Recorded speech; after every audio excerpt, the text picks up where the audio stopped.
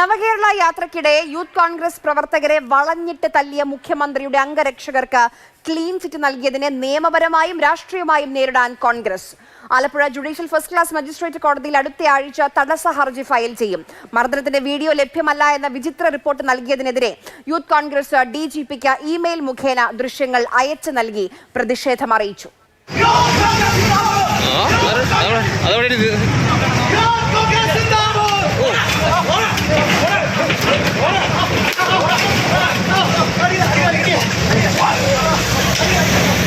ഡ്യൂട്ടിയിലുണ്ടായിരുന്ന പോലീസുകാർ നിയന്ത്രിച്ച പ്രതിഷേധക്കാരെ വളഞ്ഞിട്ട് തല്ലിയ സ്വന്തം ഗൺമാന്മാരെ ന്യായീകരിക്കുകയായിരുന്നു ആഭ്യന്തര വകുപ്പ് കൈയാളുന്ന മുഖ്യമന്ത്രി ആദ്യം മുതൽ ചെയ്തത്.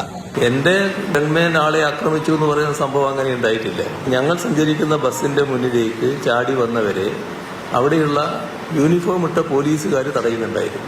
അവരാണ് അവരെ തള്ളി മാറ്റുന്നതായിട്ട് കണ്ടത്. അപ്പോൾ തന്നെ അന്വേഷണം എന്താകുമെന്ന് ഊഹിച്ചിരുന്നതേയുള്ളൂ.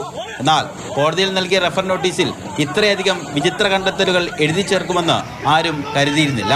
അതിൽ പ്രധാനം ഗൺമാന്മാർ മർദ്ദിക്കുന്നതിന്റെ ദൃശ്യങ്ങളൊന്നും ലഭിച്ചില്ലെന്ന കണ്ടെത്തലാണ്. ഇത് മാധ്യമങ്ങളുടെ ഇതല്ല വേണ്ടത്, നിങ്ങൾ ഷൂട്ട് ചെയ്ത ഒരു വിഷ്വൽ തരണമെന്ന് പറഞ്ഞു. വാട്ടർമാർക്കുള്ളൊരു വീഡിയോ ഉണ്ട്, അത് ഷൂട്ട് ചെയ്തതാണ്. അപ്പോൾ ആ വിഷ്വൽ കൊണ്ട് കൊടുത്താൽ പറഞ്ഞു അത് നിങ്ങൾ ഷൂട്ട് ചെയ്തതല്ല, അത് വേറെ ആൾ ഷൂട്ട് ചെയ്തതല്ല, നിങ്ങൾ ഷൂട്ട് ചെയ്ത വിഷ്വൽ തരണം എന്ന് പറഞ്ഞു. ഞാൻ പറഞ്ഞു സാറേ, ഞാൻ അടികൊണ്ട് കിടക്കുമ്പോൾ ഞാനും തോമസും എങ്ങനെയാണ് ഇത് ഷൂട്ട് ചെയ്യാൻ പറ്റുക? എന്നാൽ ദൃശ്യങ്ങളിലില്ലാത്ത പല കാര്യങ്ങൾ സംഭവിച്ചെന്നും ജില്ലാ ക്രൈംബ്രാഞ്ച് ഡിവൈഎസ്പി കോടതിയിൽ സമർപ്പിച്ച റിപ്പോർട്ടിലുണ്ട്.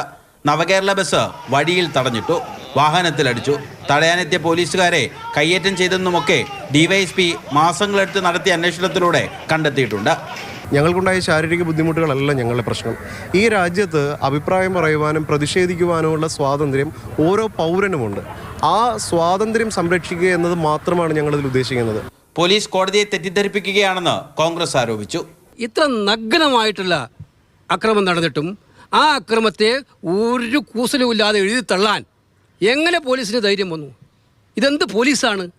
കേസ് ഈ മാസം 17-ാം തീയതി പരിഗണിക്കുമ്പോൾ യൂത്ത് കോൺഗ്രസ് പ്രവർത്തകർ തടസ്സ ഹർജി ഫയൽ ചെയ്യും. മാതൃഭൂമി ന്യൂസ്, ആലപ്പുഴ.